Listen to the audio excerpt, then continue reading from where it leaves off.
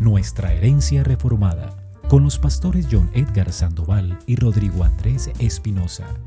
Un podcast bíblico, confesional y práctico, para cristianos que quieran tener una mejor comprensión de la doctrina bíblica y vivir vidas más piadosas.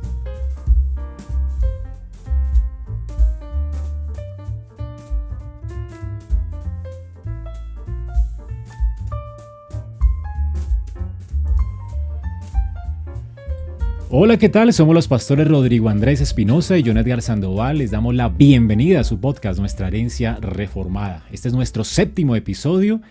Hemos estado hablando de las Escrituras, de su necesidad, de su canon, la autoridad que ellas tienen, y en esta oportunidad vamos a hablar de la suficiencia y claridad de las Escrituras. ¿Qué tal, John? ¿Cómo estás? Muy bien, Andrés, y a todos los oyentes un saludo. En verdad que este tema es muy útil, especialmente en nuestro contexto donde las personas, lamentablemente, dentro del cristianismo tienen la tendencia a ser muy creativos, Andrés. Creativos de la adoración, creativos en la predicación, creativos en la administración de la iglesia. Por esa razón necesitamos que la palabra de Dios nos hable y nos guarde de todo este subjetivismo y todo este misticismo que lamentablemente está a la orden del día. Hoy vamos a ver los párrafos 6 y 7 del capítulo 1 de la Confesión de Fe de Westminster. Así que voy a leer el párrafo 6. La totalidad del consejo de Dios concerniente a todas las cosas necesarias para su propia gloria y para la fe, vida y salvación del ser humano está expresamente expuesto en las Escrituras, o por buena y necesaria consecuencia puede deducirse de ellas, a las cuales nada debe añadirse en ningún tiempo, ya sea por nuevas revelaciones del Espíritu Santo o por tradiciones humanas. Sin embargo, reconocemos que la iluminación interna del Espíritu Santo es necesaria para una comprensión salvífica de las cosas reveladas en ellas. Reconocemos también que hay algunas circunstancias concernientes a la adoración de Dios y al gobierno de la Iglesia, comunes a todas las acciones y sociedades humanas, que deben ordenarse conforme a la luz de la naturaleza y la prudencia cristianas, según las reglas generales de la palabra, las cuales siempre han de ser obedecidas. Párrafo 7. Todas las cosas en las Escrituras no son igualmente evidentes en sí mismas, ni igualmente claras para todos. Sin embargo, todas aquellas cosas que son necesarias obedecer, creer y observar para la salvación están claramente propuestas y expuestas en uno u otro lugar de las Escrituras, para que no solo los eruditos, sino también los que no son eruditos lleguen a una comprensión suficiente de ella mediante el debido uso de los medios ordinarios. Andrés. Sí, hermano, qué buenos párrafos. Aquí hay mucha sustancia y podemos iniciar con el primer párrafo.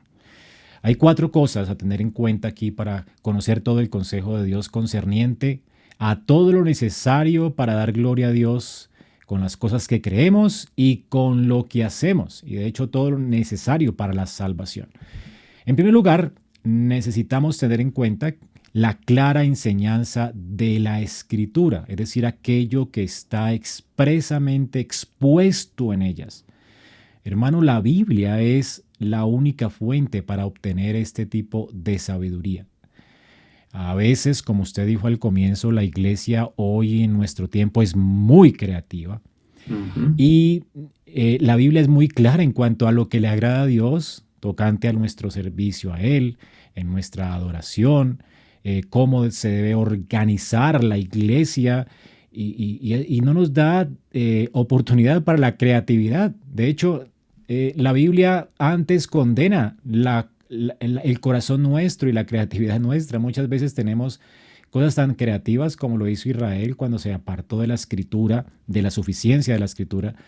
Comenzaron a adorar a Dios, al Señor, y el Señor se convirtió en Baal, en un Dios que ya no era el Señor, ya no era Jehová, precisamente por su creatividad.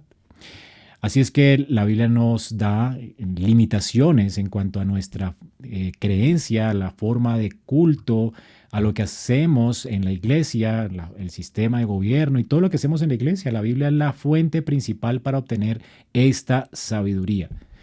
Pero además podemos aprender de la Biblia cosas que tienen que ver con deducciones correctas que hacemos de la Escritura. Jesús, de hecho, nos enseña a hacer deducciones de la Biblia y nos da un patrón para esto. En Mateo 22, los saduceos le preguntan acerca de la resurrección de los muertos. Ellos no creían en la resurrección y le ponen un caso difícil. Y esto era un debate que habían entre los saduceos y los fariseos que sí creían en la resurrección. Y nadie había ganado el debate porque no había algo claro en la Biblia que dijera los muertos van a resucitar. Y Jesús gana el debate haciendo una deducción simple de un texto de Éxodo 3:6. Cuando dice yo soy el Dios de Abraham, el Dios de Isaac y el Dios de Jacob. Noten el verbo, dice yo soy el Dios de Abraham, no era el Dios de Abraham. Y Jesús hace una deducción lógica diciendo que es imposible que Dios sea un Dios de muertos, Dios es Dios de vivos, así que Abraham está vivo. Él una vez creyó, su fe le fue contada por justicia y él vive para Dios y él, de hecho él va a resucitar. Dios no puede ser un Dios de muertos. Esta es una deducción lógica. La iglesia ha hecho deducciones lógicas como la Trinidad. No existe un versículo en la Biblia donde nos hable de que Dios es trino, pero hay abundante material en la Biblia que nos habla de cómo el Padre es Dios, el Espíritu es Dios y el Hijo es Dios. Y por supuesto, no hay tres dioses. La misma escritura declara que hay un solo Dios verdadero. Por lo tanto, la iglesia ha llegado a la conclusión de que existe tres personas y un Dios verdadero. Tres personas y un solo Dios. Y la palabra, la mejor palabra que puede definir esto es la triunidad. Tres personas y un solo Dios verdadero. Tres en persona y uno en sustancia. Y de aquí sacamos la palabra Trinidad, que no está en la Escritura, pero es, de hecho, si tú no la crees, es herejía.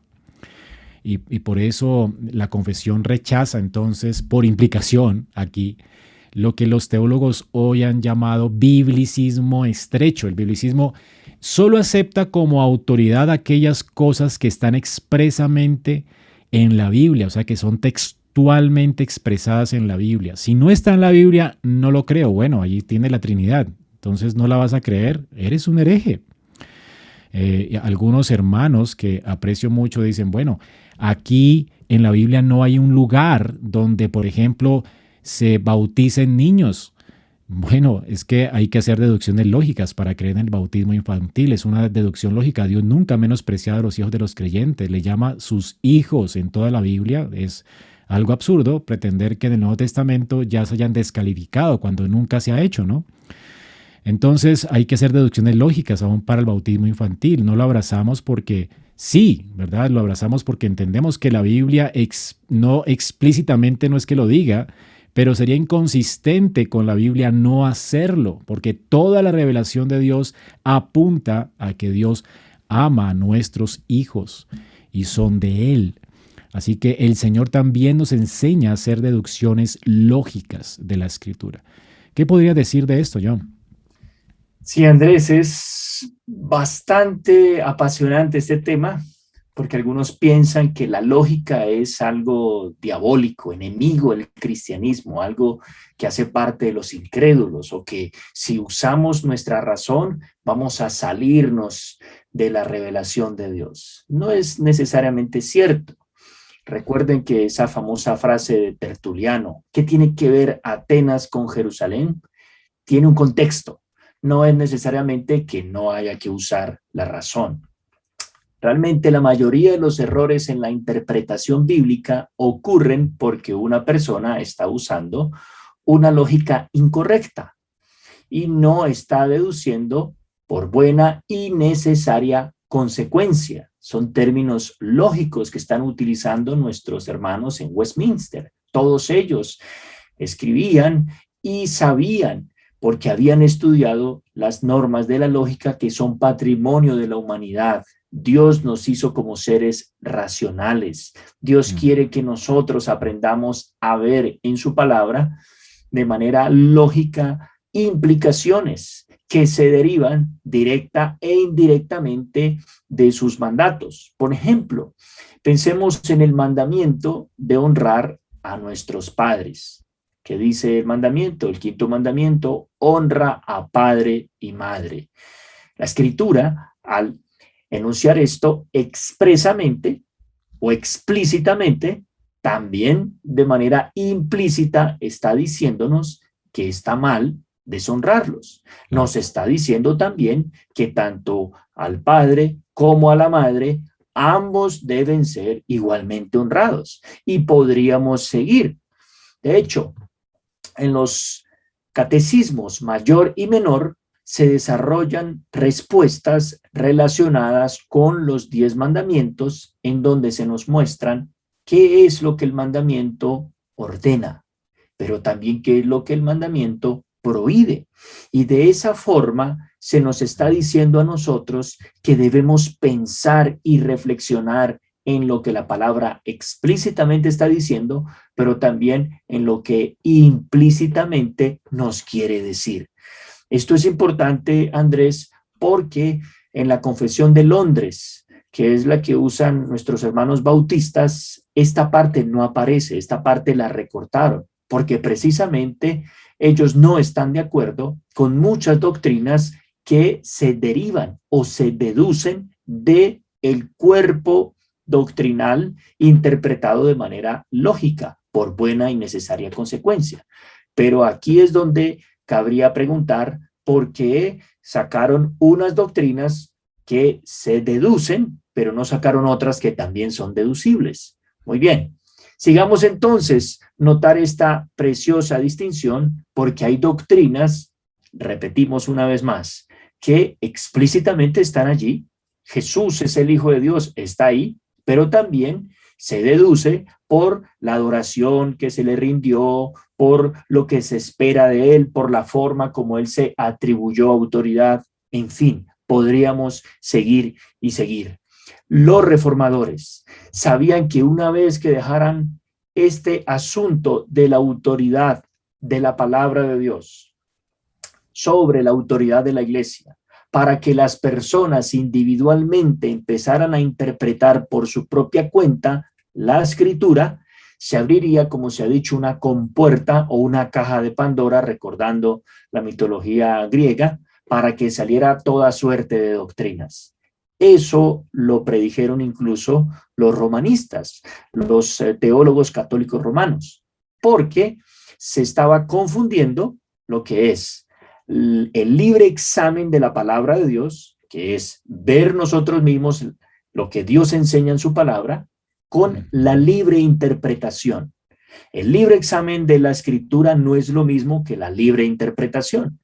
Mire que el Concilio de Trento, en su cuarta sesión, declara que ningún hombre tiene derecho a distorsionar las escrituras mediante una interpretación privada. Así que ellos mismos reconocen que mediante el privilegio y el derecho que tenemos nosotros de poseer la palabra de Dios, también viene una responsabilidad. Hay un derecho, dicen los reformadores y también los romanistas, pero también hay un deber, y ese deber es interpretar correctamente la palabra de Dios. De ahí es que surge la Confesión de Fe de Westminster y sus catecismos. Nosotros no podemos jugar a sacar interpretaciones curiosas, creativas, agarrando un versículo aquí y un versículo allá y destruir la unidad de la escritura. Hay que tener mucho cuidado con esto, Andrés, porque, insisto una vez más, el intérprete bíblico tiene el derecho de ir a la palabra de Dios, porque tenemos el Espíritu de Dios y tenemos la promesa de la iluminación del Espíritu, pero también tenemos la advertencia del Espíritu, y es el deber de ser fieles a toda esa revelación que se nos ha presentado de manera lógica, para que nosotros no violemos la estructura que el Señor nos ha provisto por medio de su palabra. Amén. Es decir, John, que necesitamos una lógica transformada por Dios. Totalmente. Necesitamos el Espíritu Santo por eso. El Espíritu de Dios es el que obra en nuestros corazones iluminación. Él nos regenera y nos ilumina Así para es. poder ver las cosas que las Escrituras revelan. Así que por nosotros mismos, en verdad, como hemos dicho ya, nunca podríamos ni entender la Biblia lógicamente, con una lógica santificada. Tampoco podríamos hacer aplicaciones correctas de la Escritura. Necesitamos sabiduría para acomodar lo espiritual a lo espiritual. De hecho, ¿por qué personas malinterpretaron las palabras de Jesús? Cuando él dijo, esto es mi cuerpo, ¿verdad? Y el que no come mi carne y bebe mi sangre no es digno de mí. Entonces todos, dice que muchos le abandonaron porque lo entendieron literalmente. Hay otros que dicen la Biblia se tiene que interpretar literal. Bueno, ahí está la traducción, el pensamiento literalista de la Biblia. Esto es no acomodar lo espiritual a lo espiritual. El Señor nunca nos llamó a comernos su carne. Por eso los cristianos hasta eran acusados de canibalismo, ¿no? Así es. En un tiempo. Ahora, el punto es que necesitamos la iluminación del Espíritu. La Biblia tiene muchas figuras literarias, tiene sombras, tipos, hay mucha hermosura y riqueza en la palabra de Dios y necesitamos la iluminación del Espíritu para poder entenderla e interpretarla correctamente. Así que algunos carismáticos, por ejemplo, creen que ellos pueden recibir revelaciones nuevas que no se encuentran en las Escrituras. La declaración de fe de Westminster declara que no existe tal tipo de revelación hoy. O sea que no significa que neguemos la actividad del Espíritu Santo, que es de No. iluminar, de hecho, ¿no? Lo que significa es que la revelación ya está completa, como hemos dicho en ocasiones anteriores. Todo lo que nosotros necesitamos saber para la vida y la piedad está en la Escritura. Y 1 Corintios 2, del 9 al 11, Pablo, noten lo que dice, antes bien, como está escrito, cosas que ojo no vio, ni oído yo, ni han subido en corazón de hombre, son las que Dios ha preparado para los que me aman, pero Dios nos las reveló a nosotros por el Espíritu, porque el Espíritu todo lo escudriña en lo profundo de Dios. O sea, el Espíritu de Dios es quien nos ha dado su revelación especial. Pablo aquí habla no solamente de la revelación especial, pero también habla de la iluminación. Noten lo que dice, ¿quién de los hombres conoce las cosas del hombre sino el Espíritu del hombre que está en él? Así tampoco nadie conoce las cosas de Dios sino el Espíritu de Dios. Y por eso necesitamos que Él nos guíe, no revelándonos cosas, sino iluminando lo que ya Él nos reveló. Así que cuando nosotros venimos a la Biblia, las estudiamos, las escudriñamos, el Espíritu lo que hace es abrir nuestros ojos, aclarar lo que ya hay allí y nos da la sabiduría necesaria para poder aplicarlo a nuestras vidas. Y esto es lo que la teología reformada afirma.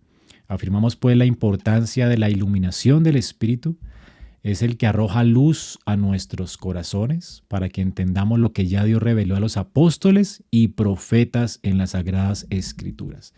El Espíritu de Dios es importante porque Él nos ayuda con nuestras debilidades. Él limita nuestros prejuicios a causa de la caída, nos convence de la verdad de Dios y nos humilla, ¿no?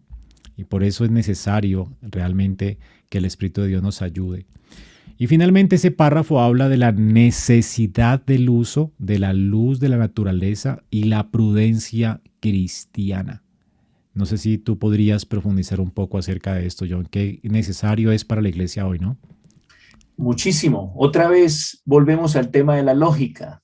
La Biblia y nuestra confesión de fe, siguiendo de cerca la palabra de Dios, nos muestra que la Biblia fue escrita dentro del mundo de Dios, en donde hay reglas, hay normas, hay constantes, hay realidades que no se desconocen. La Biblia no nos manda a hacer cosas absurdas, cosas opuestas en este sentido de la razón. Por el contrario, nos llama a hacer cosas que sobrepasan nuestra razón, pero no ir en contra de ella cuando es interpretada correctamente. Y aquí estamos viendo una cosa interesantísima, y es que la Biblia no nos dice todo lo que podríamos saber, no, nos dice todo lo que debemos saber. De ahí la importancia de la suficiencia. La Biblia es suficiente para darnos, ya vimos, expresamente las verdades requeridas, pero también de manera implícita los principios que se deducen de esas verdades reveladas. Por ejemplo, pensemos en el ejemplo de la hormiga. Proverbios capítulo 6. Observen a la hormiga. Y ahí hay una lección. Así que se está asumiendo no solo realidades del mundo material, sino también la Biblia va dirigida a personas que van a usar correctamente su razón. Y se nos enseña además, en Mateo capítulo 9, 14 en adelante, que los odres, que son esas bolsas de cuero, son mejores cuando se usan nuevas y el vino es nuevo.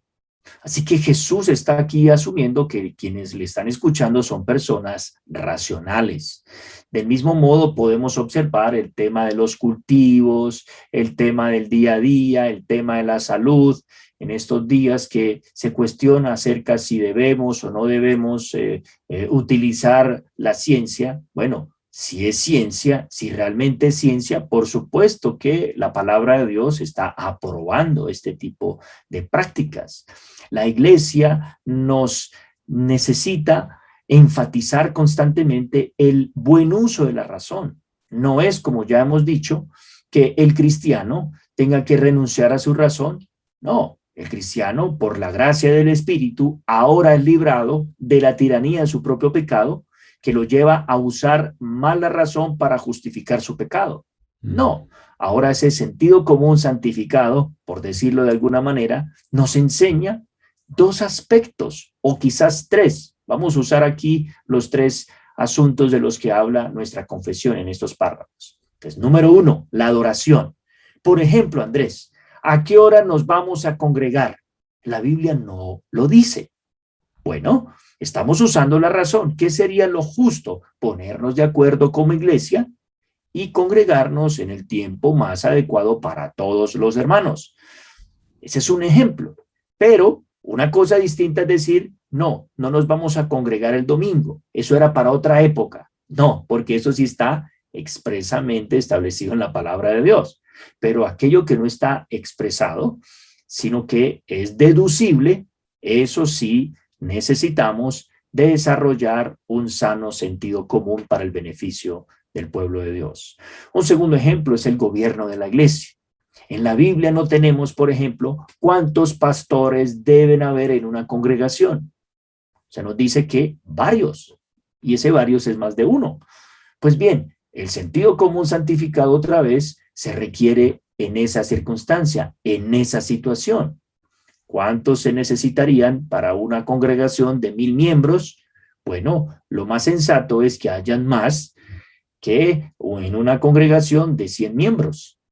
Y así por el estilo. 3. El asunto de la prudencia cristiana, que es una frase que usa en nuestra confesión. Se dice que algunos asuntos de la vida cotidiana del cristiano tienen que ser vistas a la luz de la naturaleza. Otra vez, tiene que prestar atención a la palabra de Dios y cómo nosotros observamos en nuestro mundo. Hay países, por ejemplo, que tienen estaciones. Bueno, ¿en qué momento ellos deben tomar medidas si hay una nevada, por ejemplo? No hay carreteras, no hay caminos, ¿qué van a hacer? Sí, en nuestros países está el tema de las lluvias muy fuertes o situaciones que no podemos anticipar nosotros. Bueno, ahí necesitamos entonces el ejercicio de la prudencia, de la sabiduría, del sentido común santificado o de una lógica bíblica para saber cómo precisar en este tipo de asuntos. Por eso se espera que los cristianos que están en el liderazgo de la iglesia sean las personas que mejor usen su razón, que más profundicen en el conocimiento de la revelación de Dios, y la Biblia le llama a eso la iluminación. Otra vez, el Espíritu Santo no nos va a iluminar sin nosotros no usar nuestra razón, no usar la reflexión, no usar el compañerismo cristiano para llegar a estos acuerdos. No. La misma palabra de Dios en primera a los Corintios capítulo 14, versículos 40, por ejemplo, dice, juzguen ustedes mismos. Andrés, o sea, Pablo está llamándole a los cristianos acerca de dones espirituales para que reflexionen, para que piensen en esa circunstancia. También se nos enseña en primera a Corintios capítulo 11, 13 al 14. Bueno, cuando ustedes se reúnen, entonces, ¿qué van a hacer? O sea, otra vez se está anticipando, se está llamando.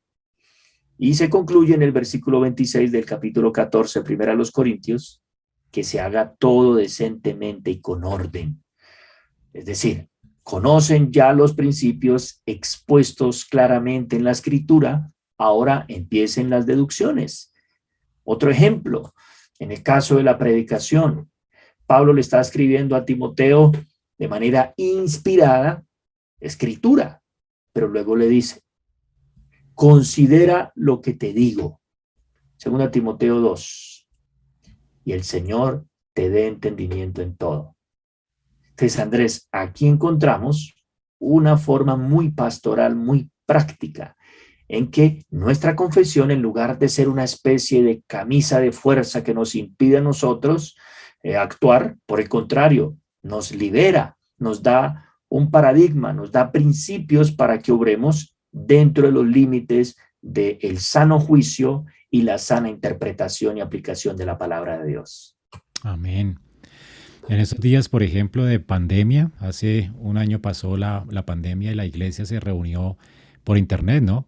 A manera de aplicación nomás, y todos tuvimos como un debate en la iglesia, ¿qué hacemos? Porque nos estamos reuniendo el domingo por internet, todos los hermanos nos reunimos por Zoom, que teníamos un deber, obviamente, moral de guardar el día de reposo, pero no podíamos salir de la casa, ¿no? Y una de las cosas que estuvimos hablando dentro del presbiterio es, podemos dar la Santa Cena por internet, porque algunas iglesias lo estaban haciendo, ¿no? Hicimos una deducción lógica, porque la Biblia no dice qué hacer cuando la iglesia se reúne por internet. Sí, no hay esa opción, de hecho. Entonces, por supuesto, haciendo deducciones lógicas, entendimos que el Señor Jesús hoy mismo dice que se está absteniendo de tomar la cena. Sin embargo, Él está espiritualmente con nosotros, pero Él no la toma.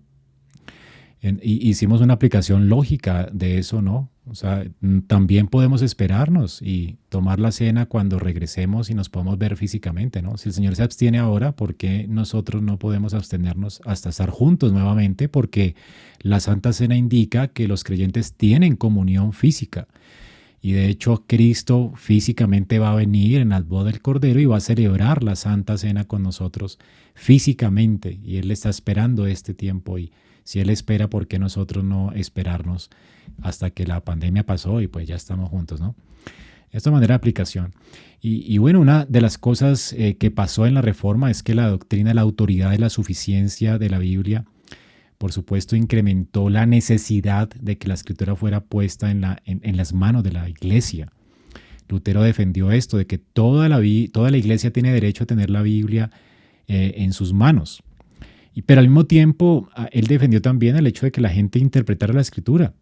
Y esto libró a la iglesia de la tiranía del clero, que se creían con el derecho de que ellos gobernaban sobre la interpretación de la Biblia. Lo que ellos dijeran, eso es la interpretación que la iglesia debe abrazar y ya no. En últimas, ellos eran los intérpretes y ellos eran la norma y la autoridad.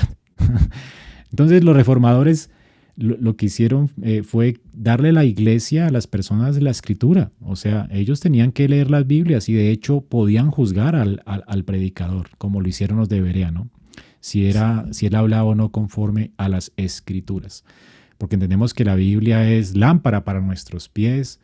La Biblia dice que la exposición de sus palabras alumbra, no oscurece. O sea, leerla no nos va a hacer mal, nos va a iluminar. Y dice que hace entender a los simples, a los más sencillos de la iglesia. Y estas son las razones por las cuales la Reforma hizo que cada uno de nosotros tuviera una Biblia en sus manos. O sea, el entender las cosas de la Biblia, lo básico, el mensaje del Evangelio, no requiere un doctorado en teología. ¿ok? Y para Lutero esto era muy importante, hacer llegar el mensaje de salvación a todos los hombres. Para ello esto superaba con creces los peligros de interpretación privada que pudieran surgir con el tiempo. Ahora no sé qué podría decirnos acerca de la claridad de la escritura, John. Sí, sí, es muy útil y de hecho en este mismo episodio he cometido una imprecisión en los pasajes que cité hace unos momentos. Sí es 1 Corintios 14, pero los versículos no eran exactamente esos. Está en el capítulo, pero el último versículo, ahí el 40, era el que se refería a decentemente y con orden. Ese es un ejemplo. Otra cosa que podemos recordar es, por una parte, los temores del clero romano se hicieron realidad. Ellos tenían temor que cualquier persona tuviera la Biblia en sus manos y extrajese de allí deducciones e implicaciones que los sacaran de las escrituras, lo cual en efecto ocurrió. Pero atención, tenemos que recordar también que la misma Biblia dice que van a haber hombres que la torcerán. Entonces, no nos sorprendamos porque la Biblia dice que las personas van a torcer las escrituras para su propia destrucción y perdición, sea dentro de Roma, sea dentro de la Reforma, sea de donde sea. Aún así, sabiéndolo de antemano, como dice el apóstol Pedro en su segunda carta, capítulo 3, en los versículos finales, no tenemos autorización para impedirle a los cristianos que ellos mismos tomen la Biblia en sus manos y ejerzan, como ya hemos dicho, tanto el deber como el derecho de ver la palabra de Dios. Sin embargo, debemos enseñarles que la Biblia se interpreta al contrario.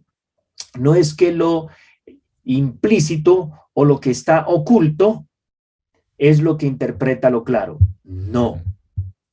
Es lo que está expuesto, explícito, lo que está claro, lo que va a interpretar lo implícito, lo que no está claro. Esto es importante, Andrés, porque hay cosas que en la Biblia, como ya ha dicho usted varias veces, no todas son claras. ¿Por qué? Pues porque es una revelación divina, ni más faltaba. Es Dios hablándole a los hombres. Tendría que ser que hayan cosas que se escapan de nuestra comprensión. Y a lo largo de los siglos en la historia de la iglesia, los mejores hombres, los más capaces, los que han utilizado mejor su lógica, han dicho, realmente este pasaje es un misterio. Entonces, ¿qué nos debe llevar a nosotros? Bueno, a ser humildes, porque hay cosas que no están claros para todos, a pesar de ser una revelación. Pero también hay cosas que no son claras para algunos cristianos. ¿Por qué razón? Porque ellos todavía no han utilizado adecuadamente lo que en nuestra confesión se llaman los medios ordinarios. ¿Qué es esto? Lo que nuestra confesión está hablando es de la importancia de reconocer, noten otra vez, que Dios también opera a través del mundo fuera de la escritura, lo que llamamos revelación general. Es decir, Dios nos enseña que las personas tienen que aprender cómo se interpreta la Biblia. Y aquí en nuestra confesión se nos dice que hay cosas acerca de la salvación, como por ejemplo la fe solamente en Jesucristo como el Hijo de Dios y el arrepentimiento de nuestros pecados, confiando solamente en Él, en su perdón. Eso se puede entender, un niño puede entender eso en cualquier parte de la Biblia, donde está expresamente enseñado esto. No hay que tener un doctorado en teología, como decía Andrés. No es necesario ni siquiera que conozca la Confesión de Fe de Westminster. No. Pero, atención con esto, tenemos que aprender que hay otras cosas que se van construyendo más allá. Por ejemplo, ¿cómo sé si es una verdadera fe en Jesucristo? Bueno, tengo que empezar a usar los pasajes explícitos e ir con los otros que están explícitos e ir armando todo este desarrollo doctrinal, teológico que se deduce, que se deriva de la Biblia, y de esta forma entonces es como se van construyendo las demás doctrinas. Así es que se hace teología bíblicamente correcta, con como ya hemos dicho, el sentido común santificado. De eso es que estamos hablando. Y de allí, de lo claro, entonces vamos hacia lo oscuro. Y no como hacen las sectas, Andrés, lo opuesto. Algo que es muy común, Andrés, en los falsos maestros y en los grupos sectarios, es que usan un pasaje único que no tiene más referencias en todos los textos de la Biblia y lo convierten como en su versículo estandarte, el versículo o la historia, y de ahí se agarran y crean toda una doctrina negando los pasajes que claramente contradicen esa enseñanza. ¿No ha conocido algunos casos, Andrés? Bastantes, hermanos. Y de hecho, lo que acabas de decir es muy importante. Y quiero resaltar que la Biblia jamás se contradice a sí misma. Y esto enfatiza el hecho de que la Biblia tiene un autor divino. La Biblia por eso es coherente en todas sus partes, no tiene contradicciones. Y realmente esto es algo increíble. Ahora, ¿qué podríamos decirle, hermano, a las personas que dicen que la Biblia se contradice? ¿Cómo podría usted animarlas con esta Sí. doctrina de la claridad de la Biblia? Sí, Andrés, es que precisamente esa es otra forma de decir la Biblia no es clara. Y es que la Biblia se contradice. No, la contradicción es la marca de la falsificación, del error. Si la Biblia es verdad de Dios, como en efecto lo es, ella debe armonizar perfectamente. El problema está en nosotros, porque no entendemos o porque no hemos interpretado adecuadamente. Como se ha dicho en la historia de la iglesia, cuando se usan los famosos casos de la supuesta contradicción entre la ciencia y la Biblia, ¿no? Entonces, alguna de estas tres. Una, porque hay un problema de interpretación científica y por esa razón se ve la supuesta incongruencia entre la ciencia y la Biblia. Otra es porque se está interpretando mal la Biblia y por eso la Biblia no está siendo coherente con la ciencia. O una tercera opción es porque ninguna de las dos se está interpretando adecuadamente.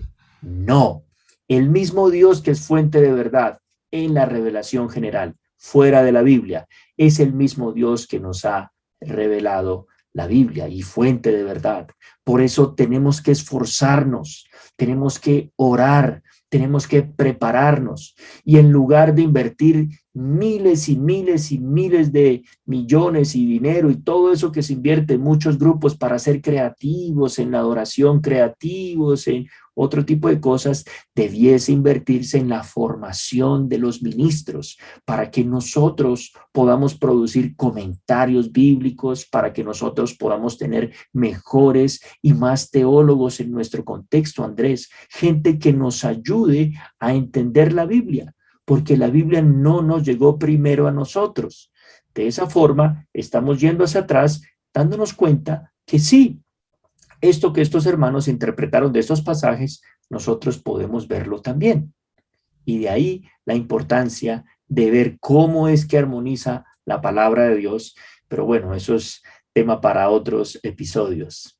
No, ya se nos acabó el tiempo, hermano, y bueno, a todos nuestros oyentes los esperamos en nuestro próximo episodio. Estaremos hablando de la necesidad de las traducciones y ampliando un poco más acerca del tema de cómo interpretar las escrituras.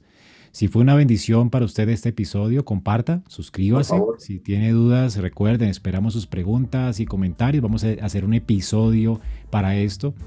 Y en 2 semanas estaremos haciendo este episodio, un episodio especial. Estaremos reseñando algunos libros y respondiendo preguntas que ustedes nos hagan. Y bueno, Dios les bendiga y nos vemos en nuestro próximo episodio de Nuestra Herencia Reformada.